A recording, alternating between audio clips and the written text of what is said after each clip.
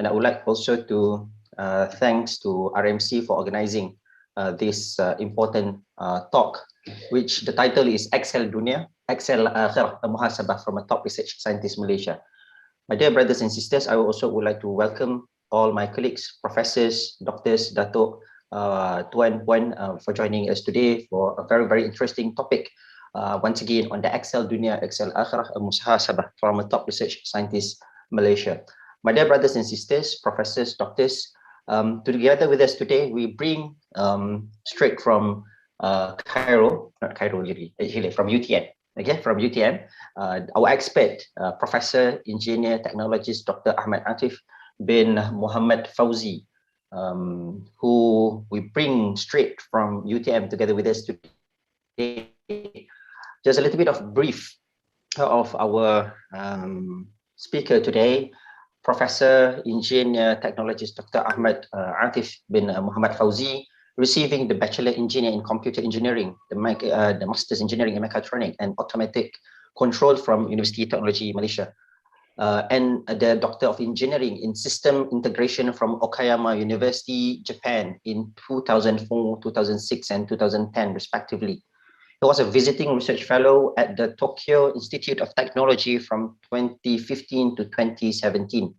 He was also the Fellow Academia Industry Talent Exchange Program, AI Exchange, CEO at Faculty Program 2, coach by the Pro and CEO of Ericsson's Berhad from 2018 to 2019. From March 2019 to date, he is the director of the Center for Artificial Intelligence and Robotics, CAIRO, University Technology Malaysia. He is a professional engineer practicing certificate, a chartered engineer, president for Persatuan Saintis Muslim Malaysia, PERINTIS, committee member of the Malaysia IIUM Robotics and Automation Society, ASM YSN, full member, a member of 2 ACADEMICIAN Malaysia Special Interest Group, ASM SIG Biodiversity and ASM SIG Robotics. Currently, he is a leader for R&D subgroup Malaysia National Robotic Roadmap. In 2020, he received the Trsm, which is a very high rank award, top research scientist Malaysia in the area of robotics. He is mainly engaged in the research fields as actuators, pneumatic, soft mechanism, hydraulic, and motorized actuators. Concentrate his work in field robotics, bio-inspired robotics, and biomedical application. There are lots of professionals experienced by our Professor ATHIF today. He has been a visiting lecturer in Okayama University, Japan for 3 years. He was a research fellow for Toshiba, and then he was the fellow of Academia Institute Talent Exchange Program, AI Exchange. He was elected as YSN ASN member in 2018. He was appointed as a president of PERINTIS, and he was also actively involved in conference event as the co-chair in Artificial Intelligence and Robotic Conference and many, many more. And he has published lots and lots of articles. He has more than 13 copyright, industrial design, 5 patents, and many, many more. I think I read all the biodata of Prof. ATHIF. I think I need another 1 hour to finish, and then we cannot listen anything from Prof. ATHIF. Anyway, by listening to all this background of our Prof. ATHIF, and Prof. ATHIF also is a professor before the age of 40, if I'm not mistaken. Prof. ATHIF, very, very young, and he is already a professor. So with that, my dear brothers and sisters, professors, doctors, currently in the current situation, we have been impacted by pandemic COVID-19. And then we know that some of us getting a bit stressed. We want to balance our dunya, our akhirah. We want to ensure that we are success in research. At the same time, we are also a success parents and many, many more. So with the, what I call, as a president of PERINTIS, PERINTIS stands for Persatuan Saintis Muslim Malaysia. I bring this title out of nowhere. I say to Prof. ATHIF, why not if we discuss on this, Dunia, Akhirah, a muhasabah from a top research scientist Malaysia. The reason is, I want to know by Prof. ATHIF, very sincere, how do you achieve all this? Is there any problems that you have encountered, and how do you advise, especially the young researchers? I think I don't want to waste any more time. It's already 10 minutes for the introduction, so I pass the baton to Prof. ATHIF. Yes, Prof. ATHIF. Assalamualaikum warahmatullahi wabarakatuh, and a very good morning to all of you. Thank you very much, Dr. Muhammad Hafiz Azmi, for your kind introduction. Boleh dengar Dr. Hafiz? Jelas, Prof. Okay, Alhamdulillah. Okay, Alhamdulillah Rabbil Alamin, wassalatu wassalamu ala ashrafil anbiya'i wal mursalin, wa ala alihi wa sahbihi ajma'in, rabbi shrah li sadri wa yassir li amri, wahlul 'uqdatam min lisani yafqahu qawli. Subhanaka la ilma lana illa ma 'allamtana innaka antal alimul hakim. Wala haula wala quwata illa billahil aliyil azim. Currently I'm sharing my screen. Boleh nampak ke? Boleh, Prof. Jelas. Okay. Okay. So first of all, I would like to thank the RMC, Research Management Center, Puan Aida, and all the committee from RMC for this invitation, and also from Prof. Hafiz on the title, a very Muhasabah title for me. And this is a sharing yang I think is an ongoing life journey. Okay. And it is our goal to be excel in both dunia dan akhirat, insyaAllah, and to have our husnul khatimah, penghujung kita yang penghujung yang terbaik. Jadi saya reframe baliklah tajuk yang saya diberikan, dan bila mana dalam membuat preparation, doing the preparation of this presentation, there are a lot of flashback of the memories of what have been done, what can be improved, and I think some of the important points which is good for us to learn and share, I think we can try to benefit it together. Okay, let me go through. So I would like to start with Surah Ibrahim ayat yang ke-7 ni, because I think for us, everyone here, we have to be thankful in whatever position that we are in now. Either we are in the administration position, we are in academia, we are engineer, we are parents, whoever we are, Allah reminded us in Surah Ibrahim, wa iz ta'azzana rabbukum la in syakartum la azidannakum wa la in kafartum inna azabi lasyadid. For those who are thankful to Allah SWT, then Allah akan add more nikmat for him or her, and those who disobey, Allah akan bagi azab yang amat keras. Okay, jadi dia macam kalau orang Jepun dia kata atari main lah, benda yang biasa orang akan fikir kalau kata kita buat baik kat orang, biasanya kita akan terima balik balasan yang baik, tapi balasan yang Allah akan berikan pada kita ni adalah berlipat-lipat kali ganda. Dan insyaAllah mudah-mudahan kita adalah berada di kalangan orang-orang yang sentiasa bersyukur. Banyak kesyukuran yang kita terima, Alhamdulillah, dengan kenikmatan kesihatan kita, kenikmatan kita dapat bekerja, kenikmatan kita bersama di dalam sesi hari ini merupakan satu event yang pada saya insyaAllah kita akan cuba dengar juga mungkin apa-apa lagi feedback dan juga pandangan di sesi penghujung nanti, untuk saya juga akan belajar nanti insyaAllah. Jadi seperti yang telah diterangkan oleh Dr. Hafiz, perjalanan career sebagai akademia from 2004, I graduated my bachelor. Ni macam orang kata cerita buka je lah, maksudnya for all to know, and I also want to learn and see how I am sharing in terms of getting to know other lecturers ataupun other professors yang juga achieve some of the position yang kita boleh contohi, and I can name a few of them, and they are part of boleh kata mentor secara langsung dan mentor secara tak langsung.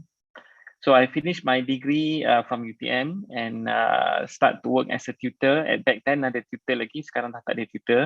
Then lecturership 2006, and I in 2006 juga saya sambung master. Graduate from master 2006, and then I went for PhD from 2007 balik 2010. Then from 2011 senior lecturer. Dan sebagai associate professor by 2015, and after 2015 saya pergi kembali ke Jepun sebenarnya as a visiting research fellow. And visiting research fellow ni title kita macam staff di sana, tapi kalau kata kita di bawah universiti ni kita macam di-attachkan as postdoctoral lah. And then after coming back, I involved with this program, CEO at Faculty program. And here where I met some of our friends from IIUM, banyak ramai yang saya rasa Dr. Zakwan is one of them. Prof Fazlin is also our colleague. Ada batch yang ada baru ni yang meninggal seorang, Dr. Rose. She's our senior in CEO at Faculty Program. And I think this is also a good program that I can share on how we can have our different networking with different environment. Satu dengan kita punya colleague from different universities. Yang kedua, our involvement with out of the box of the academia world. Okay, mungkin some of us are coming from industry, then you join as an academia, but most of the academia ni biasanya termasuk saya adalah we continue our study directly, we join in universities, dan kita mungkin ada kekurangan dari segi involvement with industry. So this is a good program. I think KPT mungkin akan sambung balik if there are chance, so you can try to apply for this program as well. After finishing, actually during the time, I was also the acting director for the center. CAIRO is the center for AI and robots in Kuala Lumpur. And we have also our branch in Johor Bahru. But then officially from 2019, completed CEO at faculty tu, saya jadi director yang keempat lah. Okay, we have our first director, arwah Professor Marzuki, founder of AI, I can say, in Malaysia back in 1997. He developed the CAIRO Center itself. Dan alhamdulillah in 2021 June, Allah memudahkan professorship interview, and sebenarnya ada satu pengalaman menarik dalam sesi interview ni, because the interview session was informed one day before. Saya tak pastilah sama ada tu disengajakan ke ataupun tidak. Tengok how kita prepare. Tapi one day before we received the official letter, and then the next day during the interview session, saya sebenarnya sebagai presiden ada opening program with the PERINTIS. We invited some of the talks bersama dengan academic professors. Ada satu program yang kita buat untuk ranking pada masa tu, 11th of June if I'm not mistaken. Okay, jadi alhamdulillah Allah mudahkan all the process of the program as well as the interview, dan alhamdulillah we want to see how kita boleh berkhidmat di Malaysia lah as a whole, insyaAllah, sebagai khalifah. Okay, one thing that I want to start with the muhasabah. Okay, in my bachelor of degree, I was in computer engineering. Okay, but then when I did my master, I switched from computer to mechatronics. And this jump ni macam tukar course lah from computer ni kepada mechatronics. So you have biasa mechatronic, I think in UIA also we have mechatronic course kan. So biasa dia akan ada beberapa prerequisite subjects yang kita perlu faham dan ambil. And for me, I think it's a jump also because biasanya akan sambung pada elektronik lah, tapi dia tak akan pergi pada mechatronic. And my PhD was more detailed on the mechatronic side, where I was involved in system integration research area, dan kemudian sambung lagi on the robotic area lah, I can say, actuator development and so on.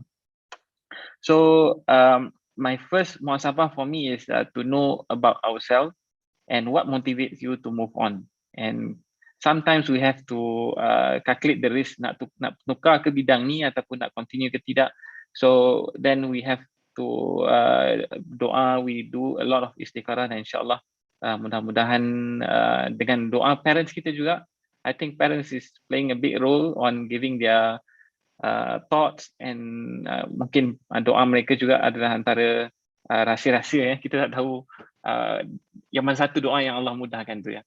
Okay, so this is one of the biggest muhasabah for me. Mungkin antara kita ada yang at the junction where we want to do something which is different from what we are doing now.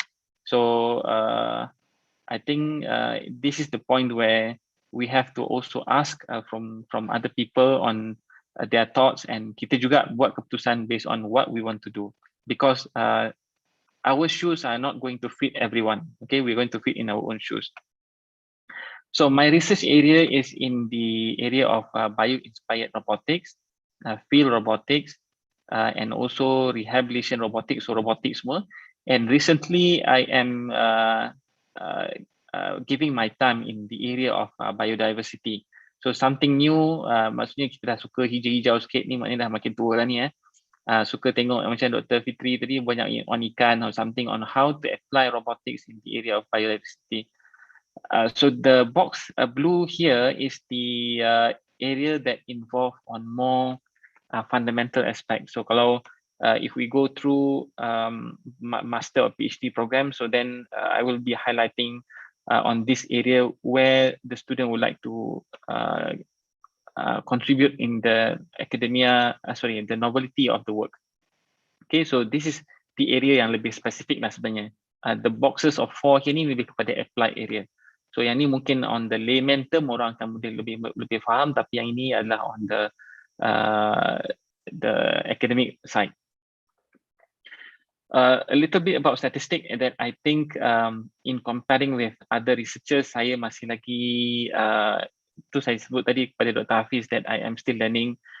It is not as high with some other professors yang mungkin dah mungkin 40 level of H index dan sebagainya. So this is to show that I think throughout the slides saya akan kongsikan because kita jadi lecturer ni dah jadi macam having to do a lot of task within our capability yang mana kita boleh buat sebaik mungkin ya. So kita perlu cari grant, kita perlu buat publication, and dalam publication pula ada yang publication yang ISI, ada publication yang Scopus, ada yang index, ada non-index. We have to supervise students, we have to look on, this is more on the publication. So these are 3 main, I can say research activity lah when we talk about research, because in academia, research is one element. We have to also go for teaching, administration, and so on. So dalam research, people will evaluate you based on your grant application, whether it is going to be in national grant, industry grant, international grant, or maybe university grant. And secondly, on publication, on how we put out our ideas or maybe the outcome of the work into writing form. And ini pun ada debated punya issue on how publication that we have can be impactful for our society. So how to translate those fundamental work untuk society lebih faham dan untuk dipergunakan lah. And number 3 is on the student management. So in terms of input for research, it will be grant. Okay, grant tu macam input lah. Saya control system ni kita biasa ada input ada output. So inputnya grant, yang kedua adalah dari segi student, outcome ataupun output dia adalah publication. And not only publication, we can see on IP, on innovation, ataupun in commercialization, ataupun kita nak tengok dari segi the involvement on engagement with industries to see how it will be really commercialized. So that is also a part of the output of our research activity. Okay, ini saya rasa semua faham. Okay, muhasabah yang kedua, Alhamdulillah Allah memudahkan untuk saya terima baby yang ke-7, anak yang ke-7. So a new family member is a remembrance of a life circle. Jadi anak yang ke-7, saya ada 5 perempuan, Alhamdulillah termasuk yang kecil ni. Abra Safi, yang pertama, yang kedua, yang ketiga sampai ke-4 perempuan, yang kelima, ke-6 lelaki, yang ke-7 perempuan. So when we look at the circle of life, sebab saya ada gap yang besar juga lah, 6 tahun antara yang ke-6 yang ke-7. So sometimes masa awal-awal tu kita jadi kekok nak mandikan macam mana, nak uruskan. Tapi Alhamdulillah, it's a good kata flashback on how we educate anak-anak yang kecil sekarang. Anak yang saya sulung tu dah 15 tahun dah besar dah, dan kita nak tengok how we can value those time. Okay, and okay, so this is our life route lah. Okay, kita kata kita nak cemerlang di dunia dan kita nak cemerlang di akhirat. So the route yang kita ada 5 alam lah. Kalau nak kira apa yang kita faham, ada alam roh, kita ada alam kandungan, alam rahim, alam dunia yang kita ada di sini sekarang, anda di sini, saya juga di sini, and then kita ada alam kubur kita, alam barzah, dan yang hari inilah kita punya alam kubur, alam barzah, hari yang kita ada banyak lagi dotted line yang kita tak tahu when we are going to go through. Okay, and sebenarnya dalam kita punya route of journey ni, when we are in alam roh, alam kandungan ni, kita dah berjanji sebenarnya kepada Allah SWT dalam surah Al-A'raf tu ayat yang ke-172 yang bermaksud dan ingatlah wahai Muhammad ketika Tuhanmu mengeluarkan zuriat anak-anak Adam, termasuk kita lah daripada tulang belulang, dan ia menjadikan mereka saksi terhadap mereka sendiri. So kita menjadi saksi kepada diri kita sendiri, di mana Tuhan bertanya, Allah bertanya kepada kita, bukankah aku Tuhan kamu? Mereka semua menjawab, kita menjawab, benar engkaulah Tuhan kami dan kami menjadi saksi. So every one of us, every single one of us, tak kisahlah kita ni Malay ke Indian ke Chinese ke, so kita dah berjanji kepada Allah SWT or whoever, kita telah berjanji international, local sebagainya, bahawa kita memahami bahawa Allah adalah sebagai Tuhan kita, yang demikian supaya tidak berkata pada hari kiamat kelak sesungguhnya kami adalah lalai tentang hakikat tauhid ini.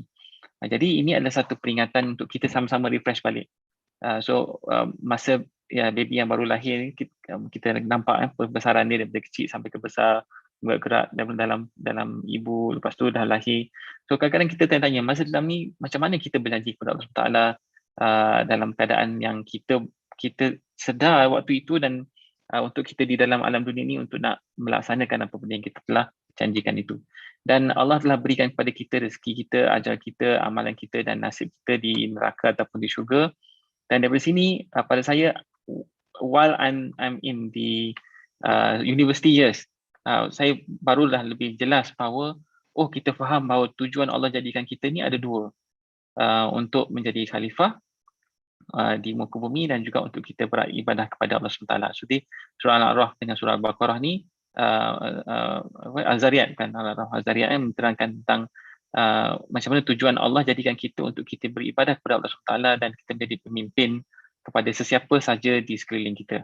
Topi kita pakai hari ini sebagai lecturer, kita memimpin di bahagian kalau saya pakai topi perintis, saya adalah presiden perintis. Macam mana untuk memimpin perintis? Saya pakai topi sebagai bapa, so macam mana saya nak memimpin keluarga? Saya pakai topi sebagai pengarah KAIRO, how I want to organize KAIRO itself. Okay, so every one of us ada circle of influence kita dan juga masing-masing adalah pemimpin di mana kita berada. Dan dalam satu konsep yang lain, kita juga melaksanakan keseluruhan aktiviti kita daripada kita bangun tidur sampai kita tidur balik sehinggalah kita meninggal nanti untuk kita beribadah kepada Allah Taala, dan mudah-mudahan Allah akan terima all of our deeds. So here where Al-Quran and As-Sunnah is going to be part of our guidance, so that our journey towards syurga insyaAllah will be at ease. Okay, so ni muhasabah lah untuk saya sendiri, so that we know that we are here, we have a longer journey, and how our activity today will be affecting our next journey after this. Okay, so I want to continue with this discussion because when I was discussing with Dr. Hafiz, we want to also highlight some of the issues. Contoh macam saya, after coming back from Japan 2010, how I start doing my work, okay, as a researcher. Okay, kita nak continue our PhD research ke ataupun kita nak buat topik yang baru ke, it will be a dilemma. Saya juga mengalami benda yang sama dan mungkin some of our friends here are also having the same dilemma. So I asked Dr. Hafiz, okay, Dr. Hafiz, Associate Professor Dr. Hafiz from UNIVERSITI, he delivered a good sharing, a talk on dilemma of young academics, and I asked his permission to share back some of his slides kepada semua. Saya tak ubah apa-apa, saya rasa bagus untuk kita tengok on answering these few questions, okay, especially now we are having limited research funding. We don't have certain research equipment which may be available when we are doing our PhD. Kita dekat negara Jepun contohnya, ataupun dekat UK ke US ke, we have a good facilities to conduct some of our data analysis, but then now we come back, tak ada pula. And tak ada pula satu hal, ada alat tapi orang tak bagi pinjam pula. So that is another hal kan. So how we want to deal with this situation, because dealing with human is also part of our daily activity, and this is very important because when we are having a good synergy, So insyaAllah research will be more easier. Okay, ada juga yang kata too many admin work. Okay, kita jadi macai lah untuk department, jadi macam untuk faculty. So actually, what kind of perspective that we are looking? Okay, so I want to share also some of my experience later and publication KPI dan sebagainya. These are all part of our hurdles lah as academia today. Okay, let us go from the first part on the research funding. Okay, this is what being shared by Dr. Hafiz. First, on the research funding, we have to know that available research fund yang dimaklumkan oleh RMC is a good guideline that are being highlighted. And mungkin ada international, ada national grants, and ada juga sometimes industrial grants that is coming in, and biasa akan dimaklumkan melalui RMC. And how we want to apply those grant. Biasa pemakluman ni dia datang dalam dua perspektif lah. So some of us may look at this as an opportunity. So keluar je pemakluman, okay, I want to plan on applying this grant. So kita pun bincang dengan team how we want to make sure we want to submit. On the other hand, there are some people yang rasa terganggu kan, asyik-asyik keluar message, asyik-asyik keluar email.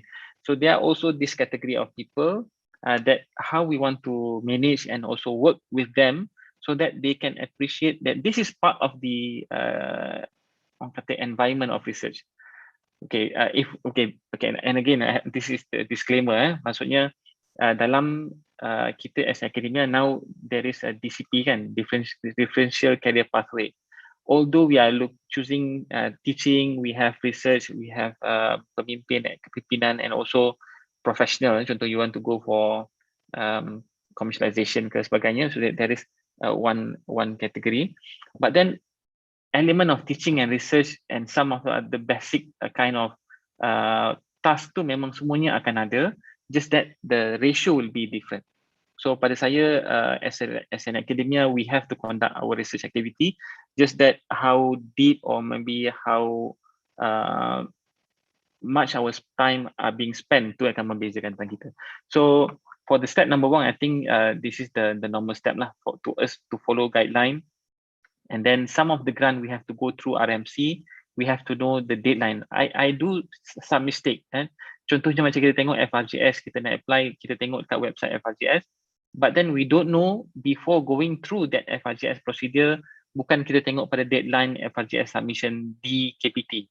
We have to go through the RMC bahawa kita kena dapat evaluation dulu di peringkat first level, dan ada lagi evaluation second level. RMC sahkan baru dia akan hantar keseluruhan kepada KPT. So these are all procedures yang mungkin saya dulu di awalnya kita tak tahu, because kita tengok dekat website KPT kata hantarnya pada 30 hari bulan 2. Tengok-tengok RMC tutup the first application tu pada 1 hari bulan 1. So kita pun marah, kenapa tutup awal? Because we don't know actually ada proses-proses yang perlu dilalui. So once we know, oh okay, the process are being set to make sure that the quality of the proposal improve, diperbaiki. Because once we submit, ada proses-proses yang akan ditambah baik di komen dan sebagainya, dan insyaAllah kalau kata tak ada apa-apa halangan, dia akan go through the evaluation in the KPT level. Okay, so there are obligation, grant reporting, time frame, KPI. So this is something that we have to adhere, understand. Tak ada grant pun susah, ada grant we have to manage lah all this benda-benda yang berkaitan. So within time frame, so part of the thing that we have promised for the milestone, so how we want to arrange. Ada juga issue when we have the fund, but then we don't know how to spend. Okay, and bila mana kita nak minta untuk buat pembentahan, tanya, okay, kita ada issue on COVID, kita ada issue on this. These are all challenges that we have to plan.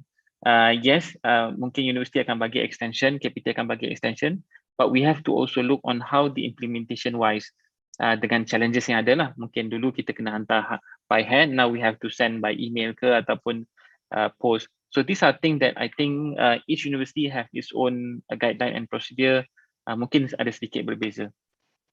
In terms of mitigation, the point here is some of the grants are having dia panggil bottleneck lah. Dia semua orang akan apply for KPT grant. So one of the way is to look through other kind of grants. So contohnya macam kita ada other than MOHD, kita ada MOSTI grant. But then for MOSTI grant kita kena tahu bahawa now they have changed to smart fund. Dulu dia panggil saya dah lupa, IDANA, yes, IDANA. Now a smart fund, we have TED1, TED2, and then ada SRF. All these grants dia ada di punya syarat-syarat dia, and some of these grants when we want to apply, dia akan tengok on the higher TRL, the technology readiness level. So maknanya kalau kata kita masih lagi di peringkat awal fundamental, mungkin it is not yet suitable to apply. So we have to go through, but we have to put in mind. Macam contoh saya pun memang dalam proses nak apply, but then mungkin ada syarat-syarat yang tak clear lagi. Okay, we have to know what are those. Go back to step number 1 lah, the guideline that we have to follow. And sometimes we have different kind of grants yang dimaklumkan oleh orang lain. So this is where networking is important. Contohnya kita ada dalam YSN ke, kita ada dalam PERINTIS ke, in any other NGOs, IEEE ke. So maybe they can help to announce ataupun share any possible funding yang kita boleh cuba untuk mohon, and again on how we want to put our foot and try to take initiative to plan. Okay, if we don't have interest, so memang kita tak akan plan ataupun apply lah nanti.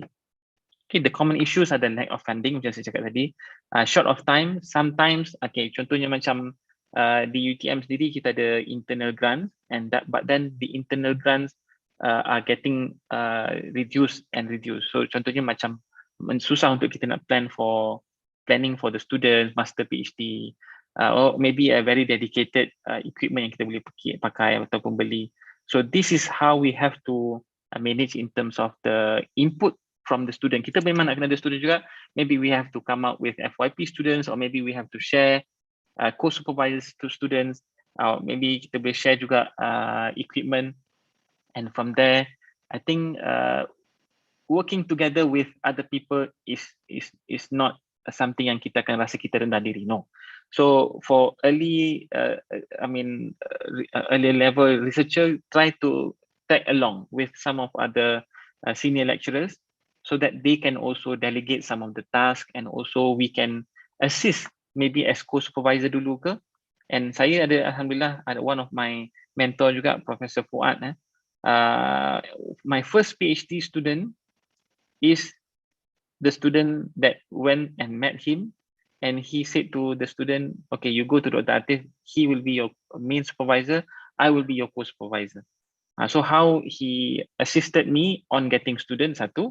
Yang kedua, helping on some of the management of the project. Tapi saya membantulah, and then we do the reporting dan sebagainya. So we have to tag along, dan insyaAllah dalam masa sama kita belajar with our seniors. Okay, number 2, managing postgraduate student. Dr. Hafiz, kita ada berapa lama? Saya kadang-kadang terlupa masa. Sampai 12.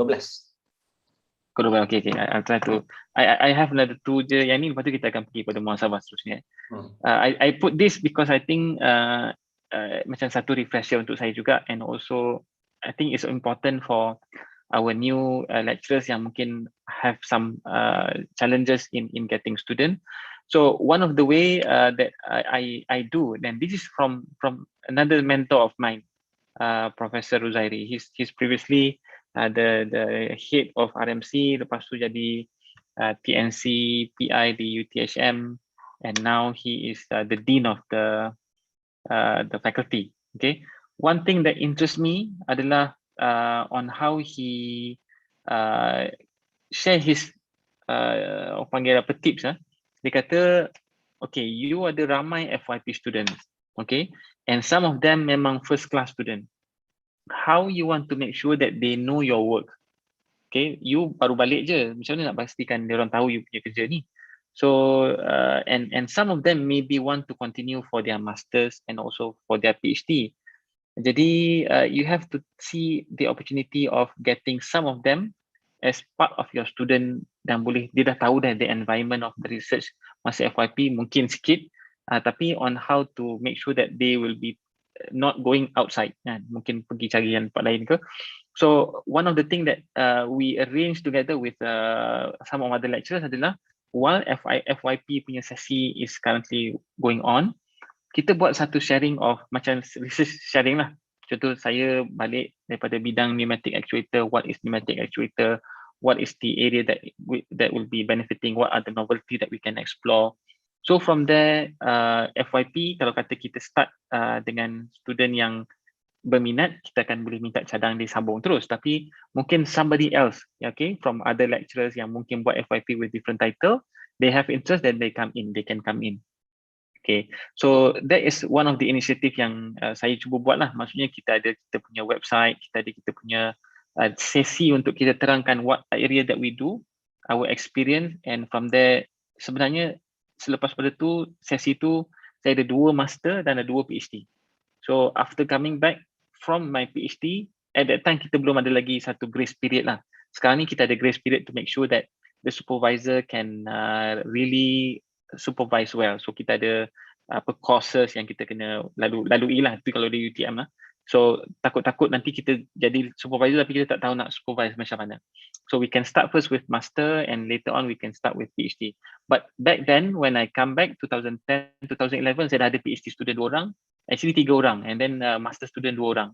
So memang kita akan ada gap in terms of how to make sure they can manage the research activity, because FYP master will be a little bit different with PhD work, especially for those yang jump from degree to PhD. Okay, so selecting your GRA, we have to look at the attitude. Pada awalnya mungkin kita tak tengok sangat, tapi now I am very selective supaya kita pun lebih mudah in terms of how to manage them. But then selecting is also important lah, jangan tangkap muat saja. And secondly, we have to see the opportunity because they are also having their own plan. Ada yang nak kahwin lah, ada yang nak sambung kerja lagi lepas pada ni. So we have to see what are the potential assistance that you can do. So kalau kata kita ada grant, macam mana kita nak bayar. Kalau tidak, kita cuba untuk cari tag along dengan projek yang mana ada ongoing grant, kita boleh suggestkan. Ada juga saya dah bagi, I have somebody coming in to do with me, then saya kata, okay, I don't have grant now, you can go to this doctor, he have new fund, then you can go together with him. If you need my assistance, at all time you can just come in and knock my door. So this is a process where we are working together, okay, untuk tahu apa yang kita ada dan macam mana untuk kita bantu. Number 3, okay, this is something yang ada yang buat, ada yang tak buat, because I think from Dr. Hafiz experience, dia kata ada some of the students halfway lari and then tak commit. So sometimes it's good for us to have like a black and white kind of thing.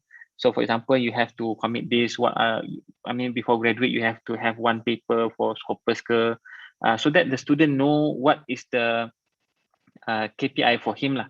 And actually that KPI is going to be translated to you as well.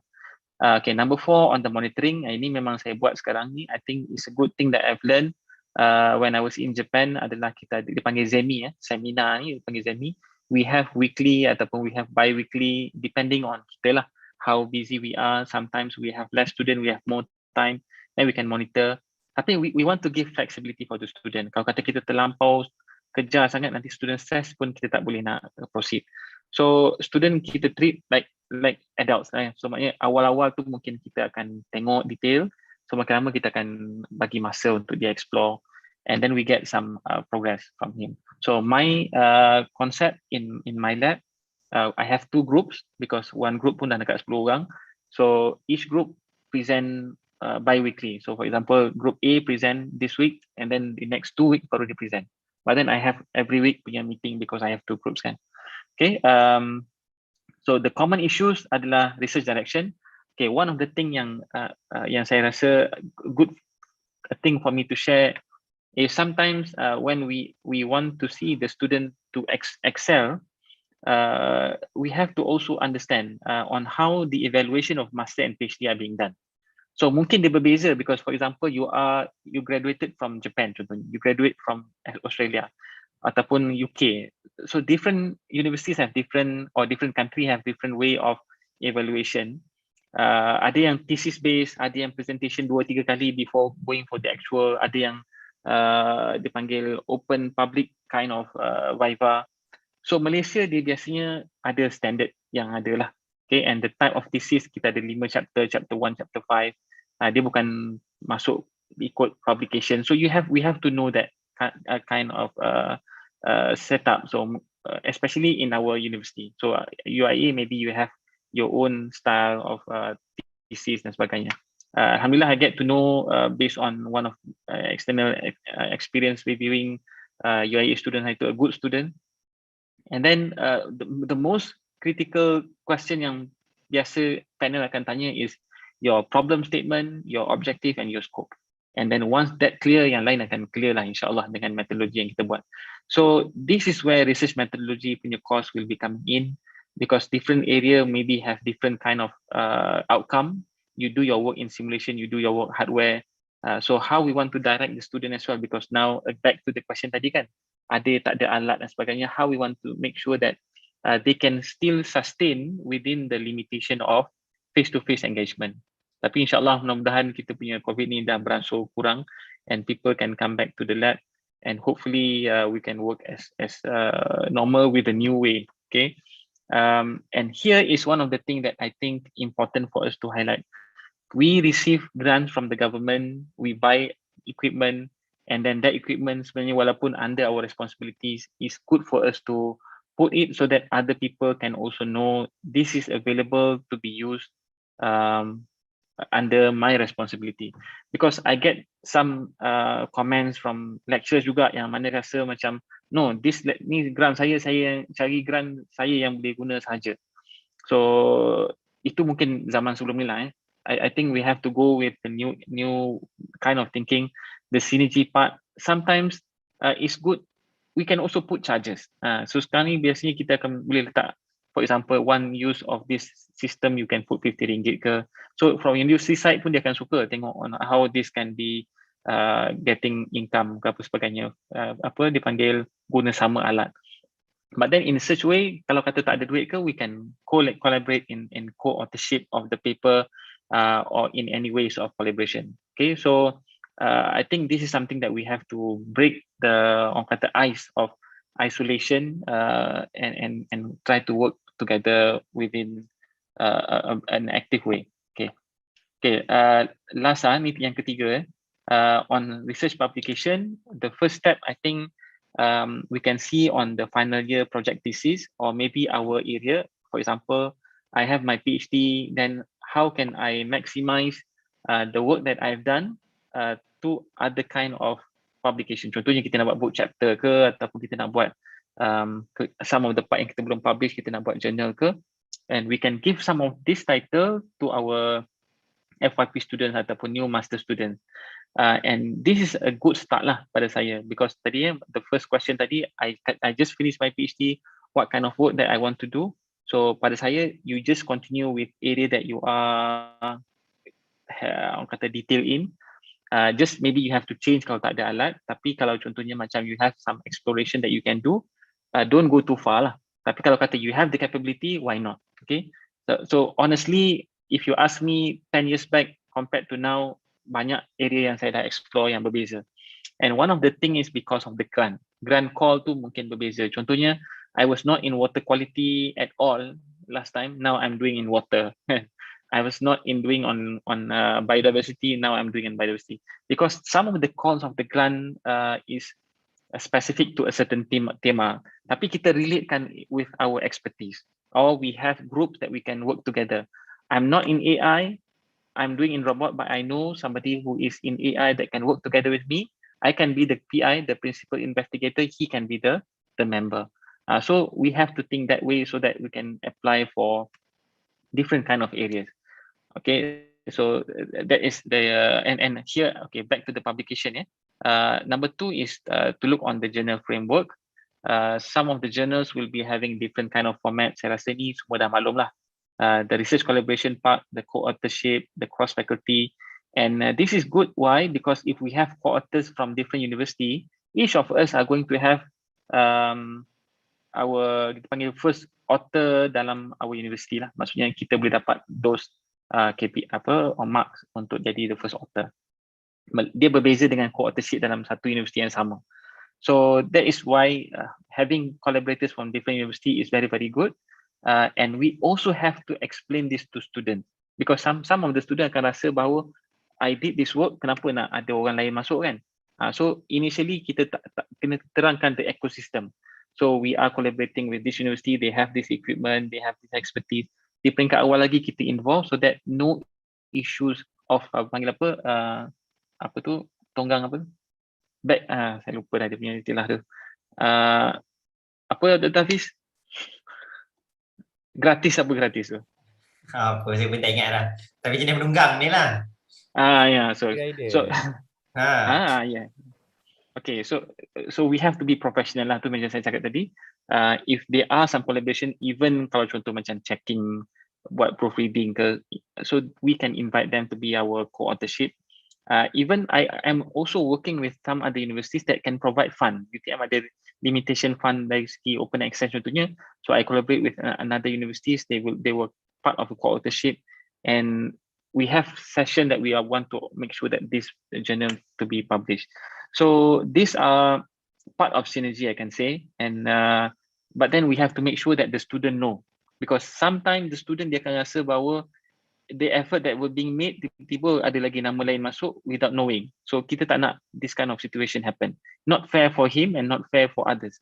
So this is one of the muhasabah juga, because sometimes supervisor dia take for granted. Oh, saya nak plan, saya nak letak siapa kan, ini nombor 1, nombor 2. Dia tak fikir most of the work are being done by the student itself. Okay. Milestone reporting in journal, I think this is some of the things that we want to do lah, in terms of how to put it in a proper way. For example, if we want to go for special issue ke, then we have a dedicated timeline. Kalau contoh macam open ni, mungkin we have to look. Ada one of my student, dia ada buat a good Excel sheet on this area. Journal ni biasa setahun berapa kali, and then ni berapa ISI dia. So all this analysis to be shared with the member, so that when other student come in, then we can suggest, okay, you can go with this one. This work will be going for maybe Q3, Q4 dulu. Later on, you have this data, you can go for Q1, Q2. Okay, common issues, rejection tu biasa. General APC ni, publication fee yang kita kena bayar mahal. And then memang to be, when we are at the level of administration, banyak masa kita mungkin akan kurang untuk kita tulis. So when I did my postdoc in 2015 to 2017, this is where I explore back the writing skills yang kita dah tertinggal 5 tahun sebelum ni. So sometimes we can go also for our sabbatical leave, so that we can have our dedicated time untuk focus in a certain area that we want to explore. You want to write book, you want to write book chapter, you want to do commercialization. So this is part of the flexibility that university give us in terms of the sabbatical. Okay, going through, kita tadi cakap pasal 3 area of the challenges of young academic on research, in terms of funding, postgraduate student, publication, yang mana saya pun masih lagi belajar. Okay, and other than this, kita ada lagi teaching. Teaching nak kena prepare MOOC ke, ataupun kita nak kena prepare kita punya e-learning. This morning, saya nak kena ajar student first year, dan yesterday nak kena update e-learning, pastikan student boleh dapat all the materials. So that is orang kata bread and butter lah, orang kata untuk kita sebagai lecturer ni, untuk faham how to provide the best for the student. Sometimes kita ni lagi sekali take for granted untuk mengajar. Kita fokus on research activity, mengajar ni kita cincai. So ataupun report ke, yang assignment kita hantar, hopefully we are not among us lah yang buat jenis-jenis timbang kati ni, so that everything are being evaluated based on the rubrics that are being set. So we have to be fair for the students for any mark that we put in, because that is our amanah. So one of the thing yang memang kita pun, dan kadang-kadang kita kejar deadline, sometimes kita takut terbuat cincai-cincai. So this is something that we have to plan. Okay, in terms of research, I think we have already covered. And then the service lah, some of us are doing peer-review, examining thesis, so there are many admin work, these are also part of the service. Okay, so muhasabah nombor 3 tadi, antara saya yang saya sekata boleh tengok, although we have many Ps, I think now people are talking about 9 Ps. Mengajar, menyelia, penyelidik, penerbit, perunding, pentadbiran, perkhidmatan. people think kita ada 3 je, teaching, family, hobby, lecturer ni. But then actually we have more than that lah. Tu saya kata, if we are good in writing, you can continue writing. Maybe we have to see how we can delegate other kind of work with the team, contoh So expectation gap, so ni lah, all this kind of things, CSR, MOU, MOA, publish, conference, advisor, clerk, sometimes kita pun nak kena buat sendiri if we don't have PAs to assist. That I think to have a team is very, very important. So one, I can show you one, okay, this is the comparison that I did, and thank you for my PA, apa ni, RA, Syafiqah helped me to compile this.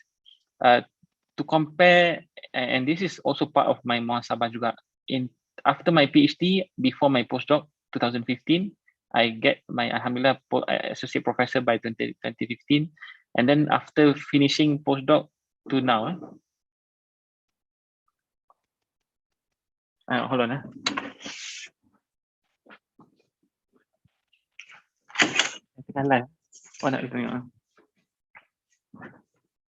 Sorry.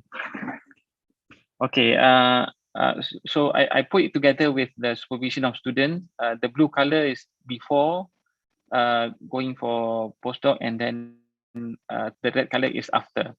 So I concentrate on the supervision part, on the blue color part, banyak on master, student, sebagainya. And then after coming back 2018, macam saya refresh balik, start balik. But then if you see here, more postdoctoral available to assist in certain area, more research officers yang available.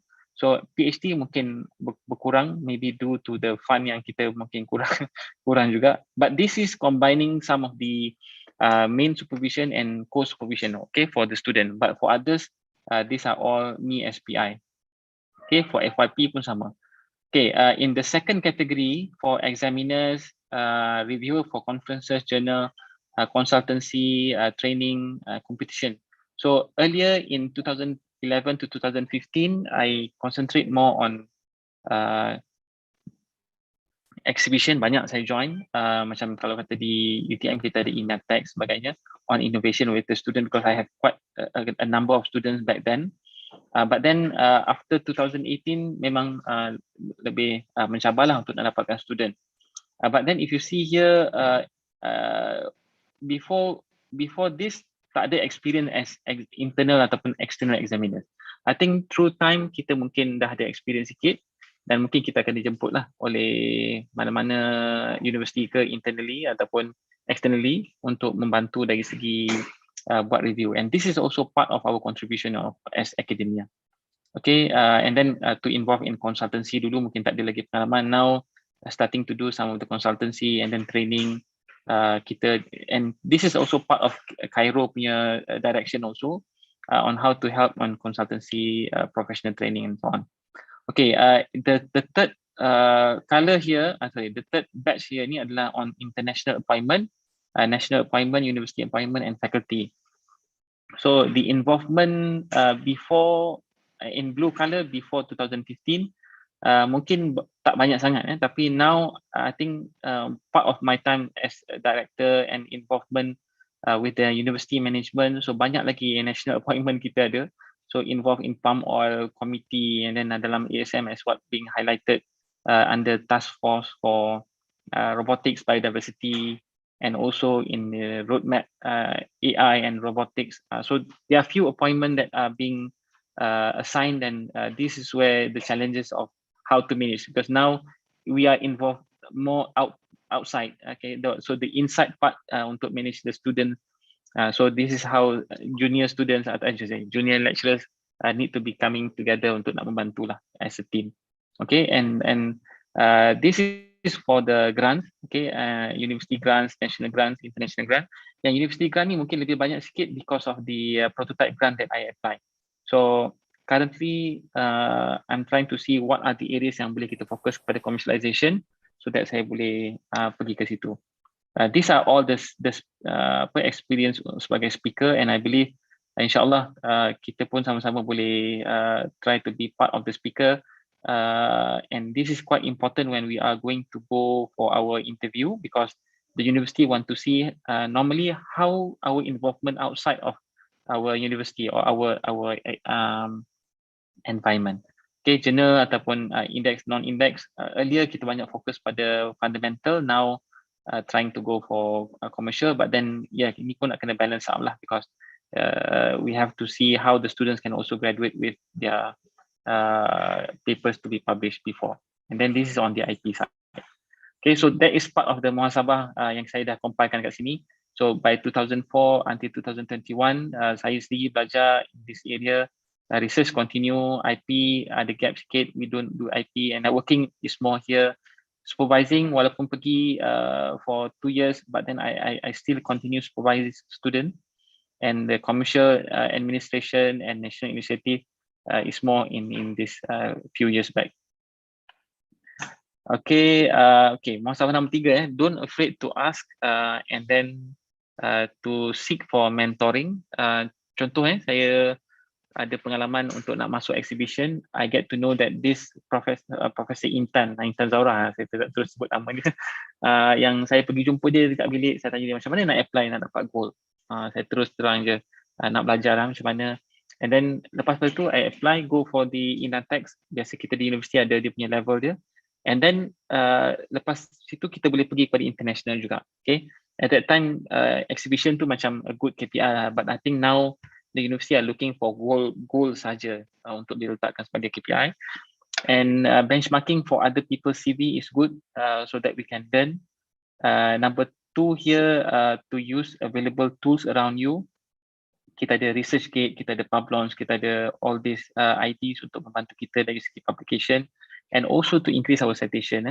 And number 3, this is one thing that I really advise for young lecturers. Kalau saya diberikan kesempatan untuk tukar nama saya di awal, so itu akan lebih memudahkan, sebab nama saya agak panjang, Ahmad ATHIF Muhammad Fauzi, jadi dia ada apostrofi, tak ada apostrofi, ada jadi pendek EAMF, ada jadi AMF saja, so dia akan jadi orang Jepun kata mencaguca sikit. So we want to fix in your first time you want to publish, so that you're not going to change your publication name. Right, and I get some advice as well from other senior professors. When you publish your work, put the full name. Nanti let the publisher to decide dia nak pendekkan macam mana. Okay, so now I put my full name in any of my publication. Okay, this is from Professor Sharifah, and Professor Sharifah is also somebody that I really learned from her. And this is from her sharing to PERINTIS. Last time we have a sharing. So I think later I can share this. And you can also refer to the original document from her. Okay, and she put on how to increase citation. So these are all, I think I don't want to go through the details, but part of it is to have the ResearcherGate, this is called the ORCID Scopus ID, as what I think is very, very important. And how to network, sorry, spelling ni. For example, with your supervisor, it is important for you to engage. So kita tak nak lose the momentum of the experience that we have together with our supervisor. And one thing yang saya sangat bersyukur adalah until now, alhamdulillah, from 2010 I graduated, sehingga sekarang we still on emailing. Even mungkin nanti kita akan pergi visit. Saya bawa student pergi ke sana, visit him in the university under certain programs. And this is a good engagement, and we learn a lot each other. Okay, and I hope that others can do the same. Or maybe we can also extend the network with other people as well. Okay, so this is Prof. Sharifah guide lah, on how to publish, the process that we can go. I think also covered by Dr. Hafiz juga tadi. And then to expand the international reputation.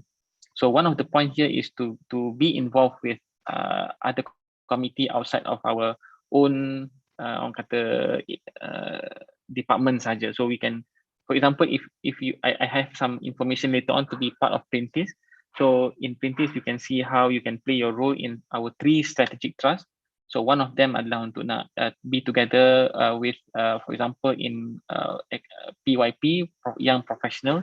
So this event bersama Prof. Sharifah is under PYP, Perintis yang profesional. Okay, next. Masa tak mengizinkan. So people may ask, what is TRSM? So TRSM is a top research scientist Malaysia, and I believe everyone can apply. Okay, semua orang boleh apply, and dia ada pecah kepada dua kategori: people with science, technology, and innovation, mathematics, or sciences and humanity, and with different kind of criteria. And actually, what we do in university is representing all the thing that they ask. Okay, apa section A, apa section B. So you can look through, I think, go to the website and look what are the requirement yang ada. So in publication, so C is more on the research output, okay. B is on the knowledge dissemination, and this is in line in our promotion activity. So if we do this properly, we put it together, inshallah, we can go in parallel. And one more mentor yang saya boleh sebut sama adalah Professor Zaharuddin Muhammad. He's my head department. So one of the thing that he mentioned to me, when you come back, you put together your files. You buat dalam paper ni letak satu file, tahun berapa, so that you can easily manage all those files. You buat IP satu file. And I think now we have the Google Docs. It will be easier. Last time we have to print everything, put in files, which is more tedious. Okay, number 4 adalah power of branding and marketing. I think before 2015 lagi, for my lab, saya banyak belajar di lab saya di Jepun, dan lab ni di universiti ni biasanya bergantung. Biasa kita ada teaching lab, kita ada research lab, tapi our own lab biasanya akan limited depending on space. So one of the things that I try to fight is to have my own space, my own area, because we are doing more on hands-on kind of thing. So other than CAIRO, we also have our own lab and collaborating with other centers.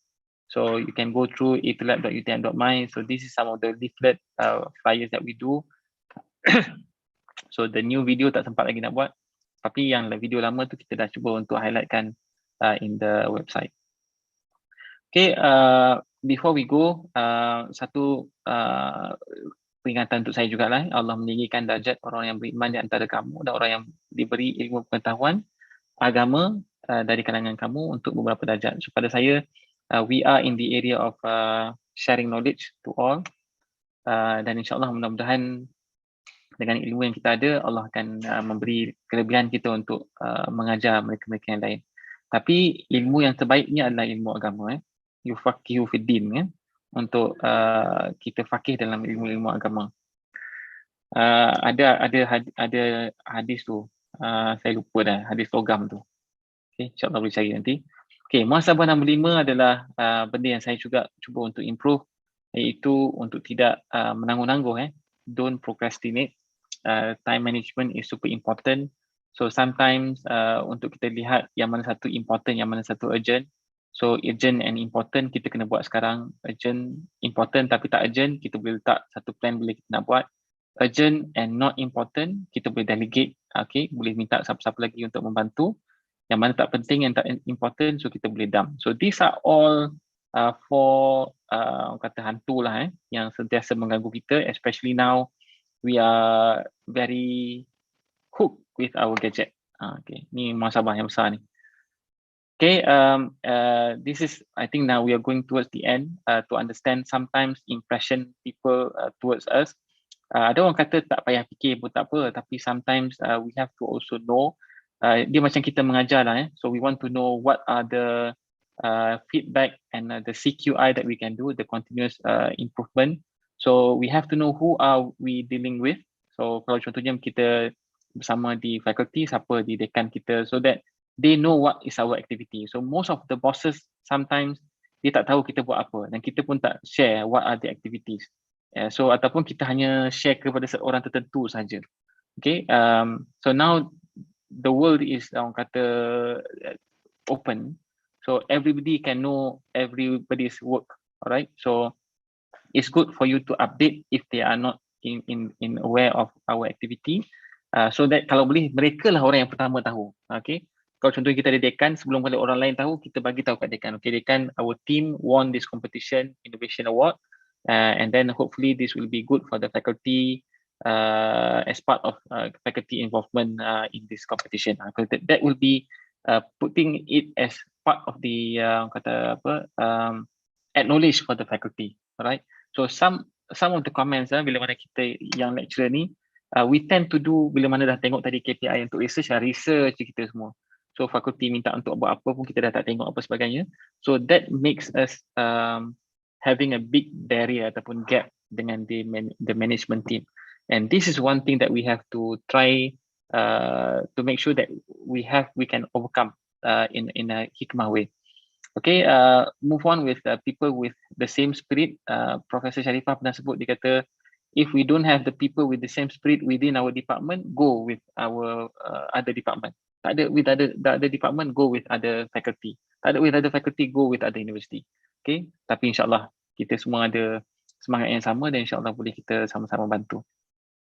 Okay, before I go, just to highlight on PERINTIS. PERINTIS is the Persatuan Saintis Muslim Malaysia, and the platform is to bring the science for the blessing of all creation lah, science for the well-being of all creation. So ni iklan sikit lah, kita ada 3 strategic trust. I am the 4th president now. So the first strategic trust adalah untuk knowledge translation. The second, where we have conference, we have talks. I think some of the talks, this is the talk yang saya ada collaboration dengan academic professor itu yang clash with the interview. But alhamdulillah everything was fine. And the second is the capacity building. We have PERINTIS young professionals. I think the UIA, we have a good group of PERINTIS youth under Professor Fazlin and the advisor now, the new advisor. We have Create for the students yang di sekolah, postgraduate series under Dr. KAIRO and some other activities. Okay, this is the capacity building. How we can play role together, assist in this activity, and concurrently it will be reflected to your national activity as well. And last but not least, on the science and technology for society building. Okay, this is our upcoming conference together with Thailand, Indonesia, and also we have brothers from Gaza, Palestine, to be together. So if you register under PERINTIS, the paper is going to be 150 only. Kalau tidak, nanti kita kena bayar $100. So it is open for all to submit, and it will be organized 11 and 12 of December next month. Okay, I think that's all. Last but not least, we have to appreciate all the members of the team. These are all the students who have worked hard in the lab, and ini peringatan untuk kita when we are having any obstacles. Wasta'inu bisabri wassalah wa innaha lakabiratun illa 'alal khashi'in. Dan kita mintalah pertolongan kepada Allah SWT dengan sabar dan juga mengerjakan solat. Wasta'inu bisabri wassalah, dan mudah-mudahan Allah akan meringankan kerja-kerja kita insyaAllah. So with that, thank you very much. Assalamualaikum warahmatullahi taala wabarakatuh. Oh, waalaikumsalam warahmatullahi wabarakatuh. A very, very interesting discussion. So we can see how Prof. ATHIF, from the beginning of his journey until now, he is still working to improve himself. So what is the problem? Should we stop from our own side? No, it is not. Remember, everything we have, we need a balance. Just we will have like 15 minutes before we end our session today. I just would like to open for the participants, for the audience. If you have any question that you would like to ask Prof. ATHIF, you can unmute yourself, or maybe you can write on the chat box, and later on I will read from the chat box. If you want to unmute and ask the question, that is even perfect. Okay, any question from the audience?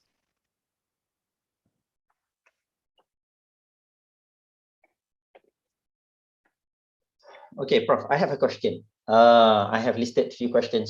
When you show me, you have 7 kids. I only have 4 so far, right? Now, you have what I call, you are the director of what I call that, CAIRO. And currently I'm the Deputy Dean of Student Development and Community Engagement. Normally we call them as the DSA, Deputy Dean Student Affairs. we have a lots of responsibilities. On top of that, we have also PhD and master student under our supervision. Sometimes people call us until late night. Okay, and then unfortunately lately my wife, even my kids, also asking me, Abi, what is happening to you? Before this I can have some times with you, now you are working even on Saturday and Sunday. So Prof. ATHIF, as the director, and you have published more than 111 in Scopus in ISI. So what is your advice, not just to the young researcher but also to many of us who have these problems? Please, Prof. ATHIF. Okay, jazakallah khair, Dr. Hafiz, for your the life experience problem untuk semua lah pada saya. So I also have the same challenge on how to manage we can say the balancing between our work activity as well as other responsibilities. As I've mentioned, we have our cap that we are wearing, balik nanti pakai topi jadi ayah, pergi masjid jadi pengurusi surau, pergi fakulti jadi pengarah. So and then our society involvement, engagement with different kind of community projects. So I think this is one of the thing yang kita tengok tadi, macam mana Allah menjadikan kita sebagai khalifah untuk kita memainkan peranan, and how we can do the best in our roles.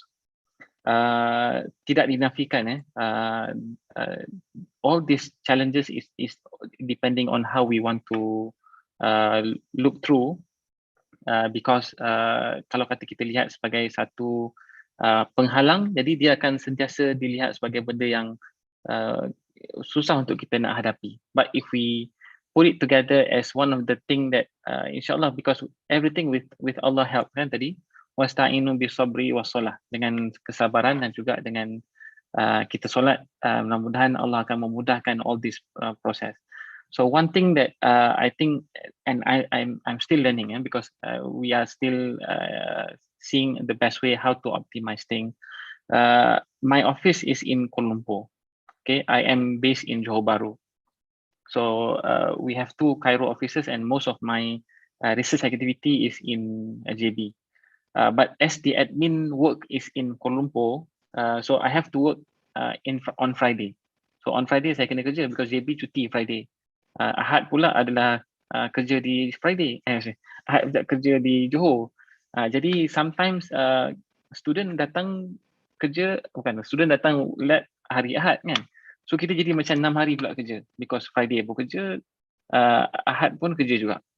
So and that quality issue with our spouse, our family akan jadi terganggu lah, macam Dr. Hafiz sebut tadi. Mungkin ada involvement student. Saya pernah jadi fellow, I can feel the fellow punya, fellow ni asrama fellow di asrama kunci hilang lah macam program.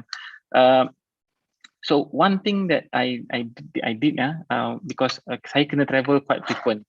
KL ni macam dulu masa MCO kita ada grace period sikit untuk duduk bersama dekat rumah dan sebagainya, mungkin kita work from home. But now everything is active. So hampir tiap-tiap minggu I have to travel to Kuala Lumpur. Mungkin this week tak kena because orang Kuala Lumpur akan datang. Okay, and next week I have to travel back.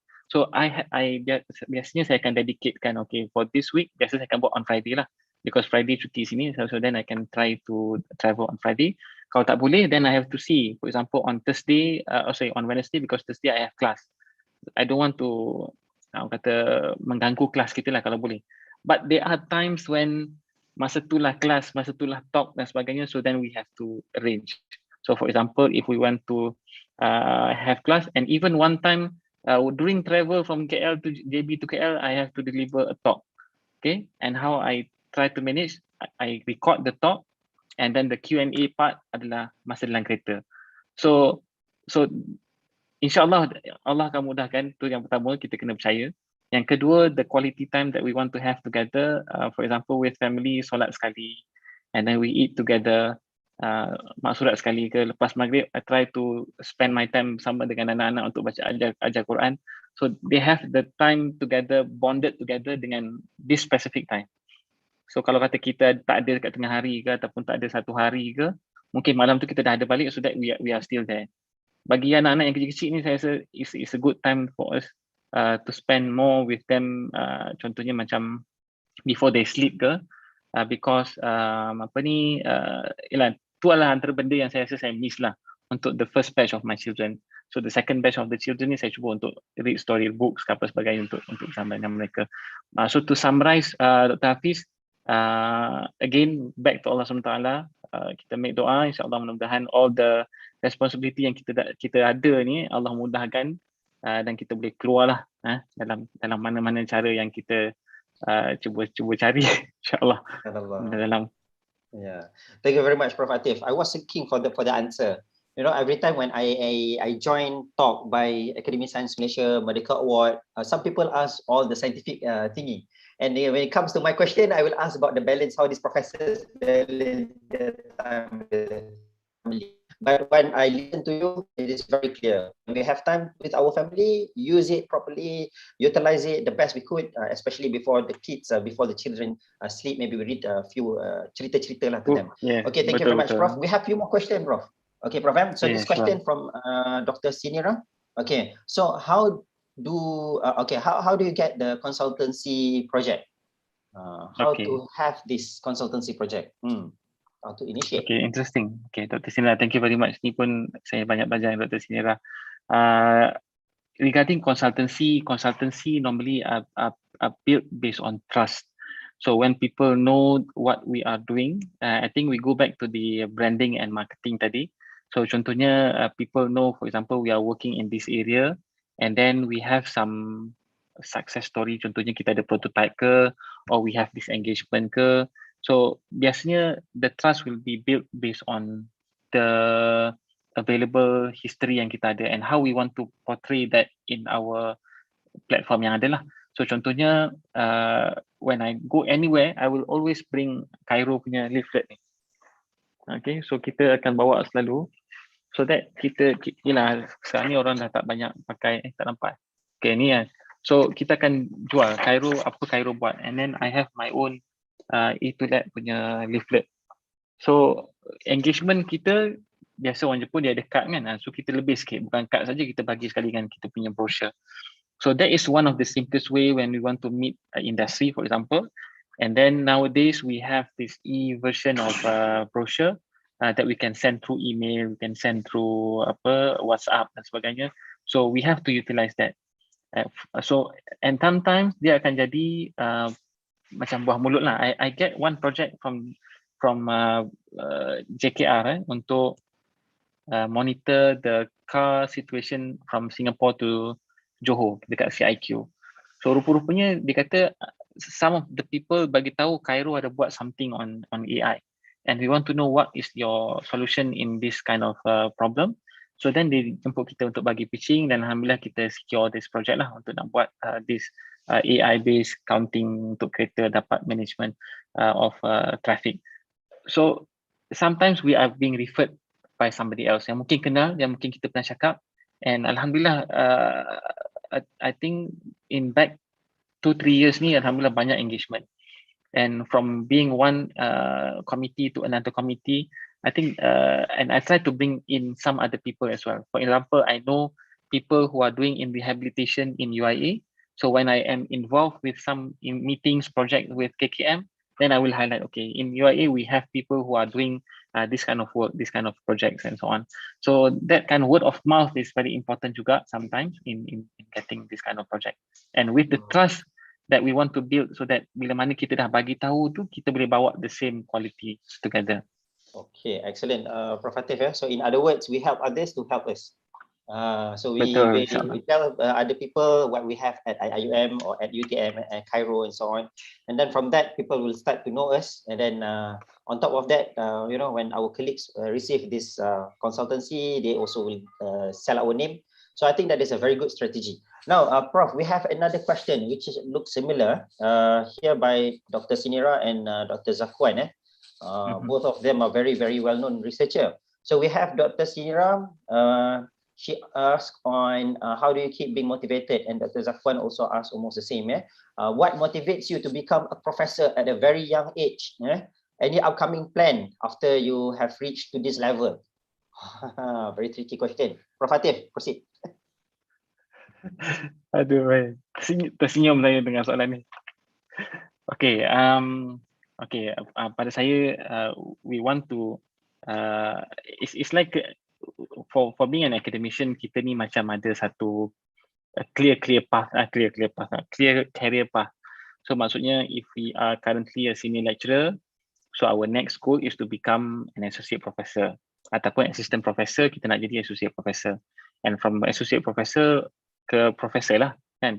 And baru saya tahu rupanya dalam professorship juga ada Professor C, ada Professor B, ada Professor A, and ada lagi terus 3, bla bla bla kan. So these are all kita panggil sebagai career pathway. If we are in industry, maybe ada senior manager, general manager, appraisal manager sebagainya, CEO and so on. So and I think one of the strategy for us, untuk kita go forward adalah untuk tahu what are the evaluation that are being put for us to go through this process of career pathway ni. So that is one thing that I try to check once I come back from Japan 2010. One of the thing that people are talking at that time is on the professional engineer. Okay, jadi professional engineer adalah benda yang saya cuba untuk targetkan. And then go for chartered engineer. Once we have one, and then we try to see, why not we go for chartered engineer juga kan? And then why not kita try apply for the professional technologies? Because that is part of the professionalism that we can aim for. And then niat saya adalah untuk see how, because when I am a professional engineer and I cannot do field work because the area of electronic is not as in electrical. So niat saya adalah on how to guide other young junior ataupun young student, for them mungkin nanti dia orang akan jadi professional engineer, memang boleh berbakti pada mana-mana consultancy ke sebagainya. And alhamdulillah, when I went to Japan, saya akan deliver this talk on how to be a professional engineer. And this group, Ami from Korea invited to explain on how to become a professional engineer. Because kita dekat universiti di Malaysia ni mungkin daripada tahun 1 dah diterangkan dah. Tapi for students yang berada di luar negara, mungkin mereka tak tahu pun, boleh apply rupanya jadi professional engineer. You have to do this, you have to register that. If not, then dia akan jadi ada masa yang lebih panjang. So that is one of the motivation. So and it is, for example, if we want to, satu adalah niat kita macam mana untuk kita nak membantu. Yang kedua memang dari segi professionalism kita. Yang ketiga adalah we have to put like a challenge for ourselves lah. So currently my challenge is on how to commercialize the product that I have developed in the actual commercialization. I have commercialized some of my IPs, licensing sebagainya untuk patent, intellectual property, copyright. Tapi kita nak tengok macam mana kita boleh jadikan dia sebagai kita punya produk sendiri. So I'm trying, insyaAllah doakan, now it's spinning off a company under the work that we do. And the involvement not only on the product itself, mungkin on training, on yang mana related dengan robotics is part of the thing that hopefully I can excel together. And I'll try to pull in some of other experts from other universities yang mana dalam area yang sama kita boleh grow together in this new vehicle.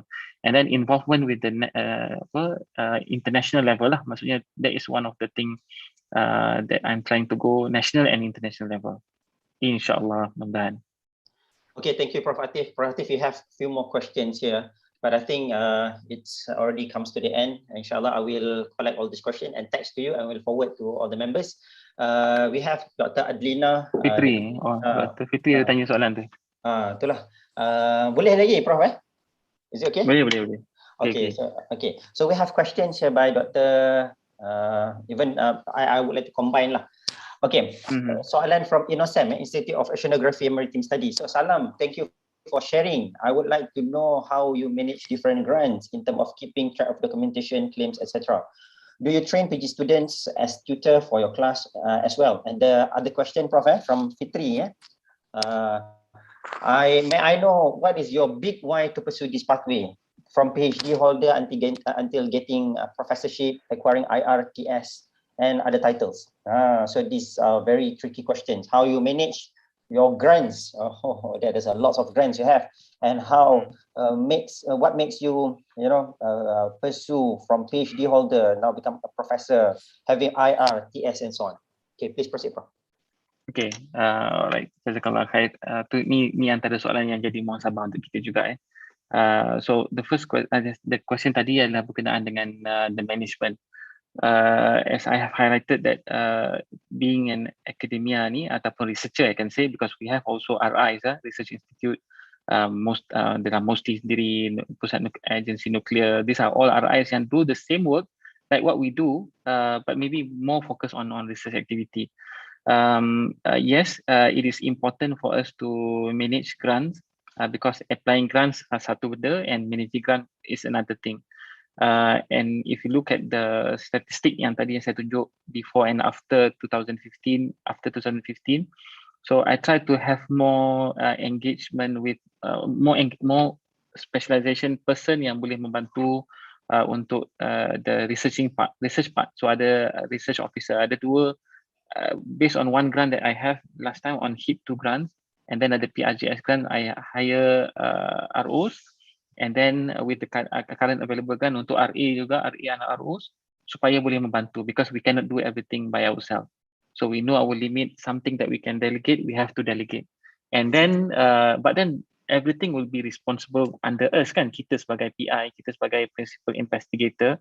So all the documentation, all the claims, all the processing of the procurement, kita kena tahu, because we are the person who put down our sign. Okay, dan kita akan ditanya mana barang ni, bila mana nak buat audit, everything will come back to us. So the SOPs for all procurement process, contohnya macam kita nak kena ada file for grant A, file for grant B. Now it is being helped with my dedicated person, Syafiqah namanya, membantulah untuk menguruskan. Dan ada juga kalau kata contohnya macam project under center, then I have my admin staff yang akan membantu untuk menguruskan. So then they know their roles, what are the things that they can help, what if they have problems they come back to me, and we try to solve this together. And the management of the team, memang kita nak kena ada somebody to come in to assist. Kalau kata kita seorang-seorang memang akan tak mampu lah. So for all of the topi-topi yang ada, for example under PERINTIS we have 3 the strategic trust saya tadi. So each of the strategic trust akan ada dia punya PIC dia. So then when we want to do our meeting, the PIC will be reporting and updating. So it is not micromanaging lah. Maksudnya sometimes we have to do micromanaging, but then the micromanaging is also being done unless ada certain thing yang memang kita nak kena settle, and then we have to go deep under one items per se. And frequent meeting, frequent sharing is very important, because with COVID-19 kita mungkin banyak tak ada masa berjumpa. Sometimes message ni akan ada salah faham. So it's good for us, some of the thing bukan message je, you just call directly, that can settle some of the issues. Sometimes just by giving a call can settle many issues.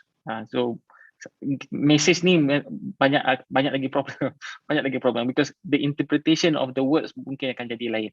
Okay, so that is more on the management side lah. Okay, and it is important, like what Sam was highlighting here, on managing all those documentation is very, very important. We don't take it for granted. Okay, sometimes kita boleh train PG students, but then having a dedicated staff will be better lah, from my experience. Okay, by Dr. Fitri, what is the big why? The big why, I think the big why first adalah my father is an academia, and I learned from him a lot. Okay, so mungkin fathership is very important lah, sebab kita akan memberi kesan kepada anak-anak kita pula kan. And so kalau kata kita belajar on how to be professional, so maybe we look through who are our mentorship in our circles. Sometimes maybe it is very close to us, sometimes mungkin yang lebih jauh daripada kita. But for me, my family, we have 3 academia. My brother is also a lecturer, and my father dah retire. But I learned a lot from him, and sometimes when we have problems, we try to share and also ask each other how to go and how to navigate through. And I think for the tadi untuk acquiring IR ke TS ke other titles, I think that is the title in dunia je. So we have to also look on how we want to retain other kind of work. So career is one thing, but then the other thing, the society involvement that we have, the family that we have, internally, if we are stable inside, insyaAllah we're going to stable outside. So mungkin banyak yang berlaku, even kalau kat Jepun pun nampak kat luar cantik tapi kat dalam macam-macam. So this is something a big muhasabah for us. InsyaAllah mudah-mudahan kita boleh memperbaiki diri kita dan kesan kita kepada keluarga kita, kepada masyarakat dan seterusnya kepada yang lain. Wallahu a'lam bisawab, Hafiz. Saya pun minta maaf ya kalau ada tersalah bahasa dan tersalah kata. Okay, Prof. Atif, I think very good sharing. Because it comes from your heart rather than just share something not relevant. Because inshallah we can follow exactly what the path that you have charted. Okay, I think for this I would like also to invite Dr. Adlina Arifin, representative from RMC, the Deputy Director, to give a closing remarks for our activity today. Okay, A'udzubillahi minasyaitanir rajim. Bismillahirrahmanirrahim. Assalamualaikum warahmatullahi wabarakatuh.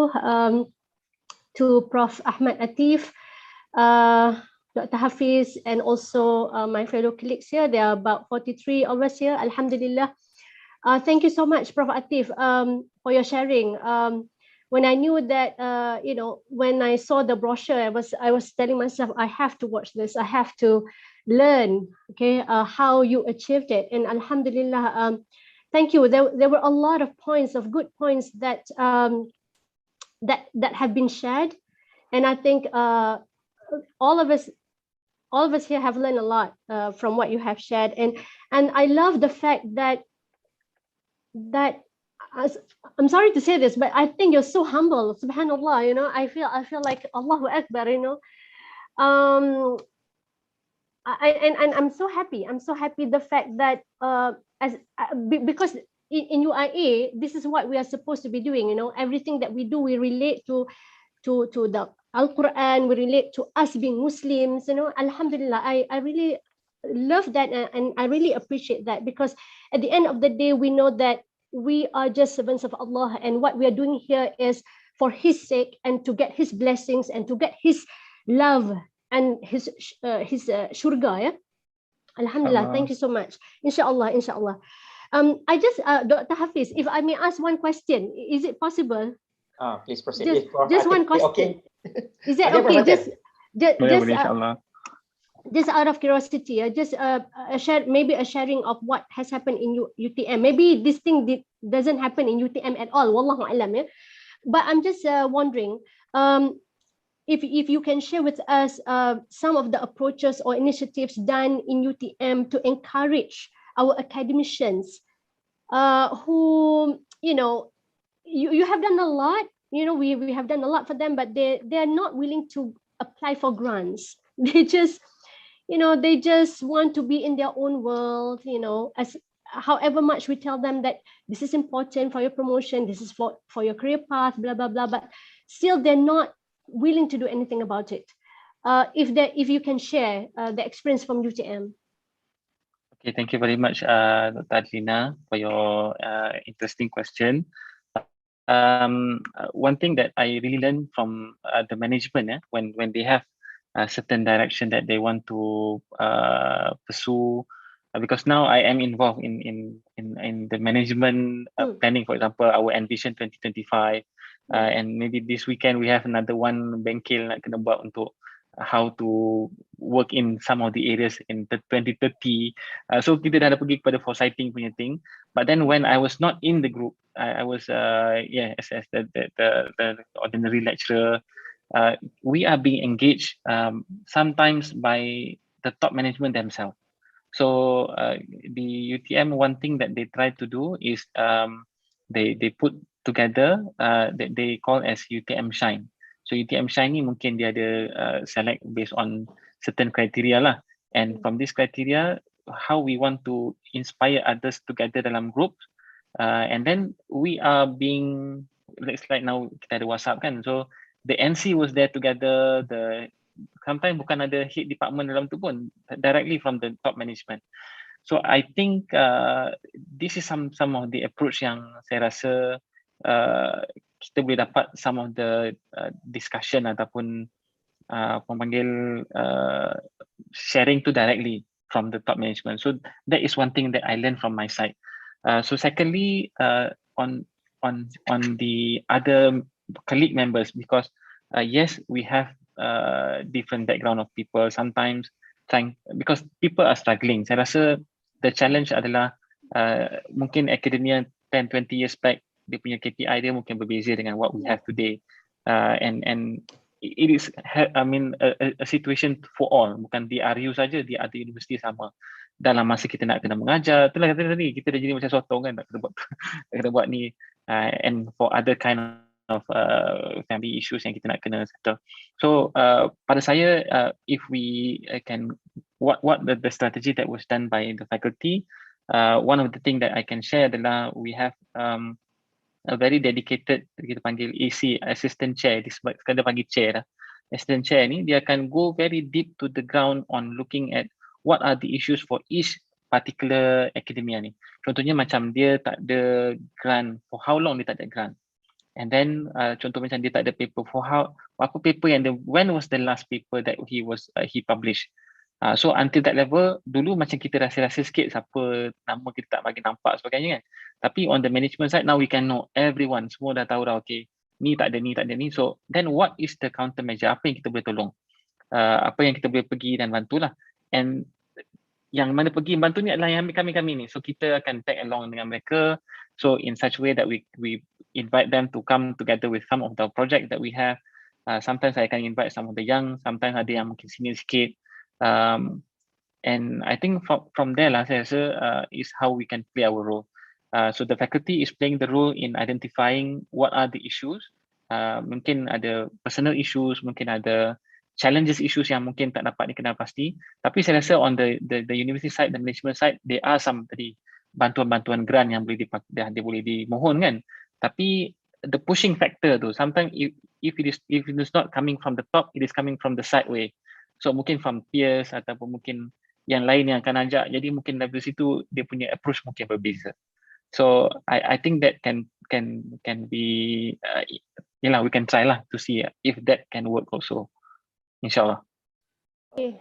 Alhamdulillah. Thank you so much. So I think the approach is more of humanistic in nature, where we support, we provide like a guide, we hold hand and things like that, right? We encourage rather than we penalize. The problem is there's a lot of penalizing going around rather than holding hands and giving that support. Thank you so much. Dia ada macam carrot and stick lah. Kalau kata kita bagi carrot saja pun tak boleh juga. So dia macam satu lagi macam kita tarik layang-layang kan. So kita akan tarik lepas. The same concept insyaAllah. Inshallah. Okay, Alhamdulillah. Okay, thank you so much, Prof. ATHIF. On behalf of the Research Management Center, we are very honored that you are able to join us today and share with us, such wonderful career paths. And I wish all of us here who have joined and who's also watching from the various channels are very motivated and would be inspired. Okay, this is an inspiration. Okay, a role model to all of us. Macam Dr. Hafiz tu memang dah inspired tu. Alright. Inshallah. Okay, so thank you so much. And hopefully, if let's say should there be a chance that we invite you again on a different topic, please I hope you would be able to share your thoughts again. Thank you so much. And Assalamualaikum warahmatullahi wabarakatuh. Dr. Hafiz, I pass it back to you. Yeah. Waalaikumsalam warahmatullahi wabarakatuh. Thank you very much for all the members who joined us today. It's already 12:15. So let us end our discussion today by recitation of Tasbih Kafarah and Suratul Asr. Subhanakallahumma bihamdika asyhadu an la ilaha illa anta astaghfiruka wa atubu ilaik. Wassallallahu wal 'asri innal insana lafi khusr illa alladhina amanu wa 'amilus solihat wa tawassaw bil haqqi wa tawassaw bis sabr.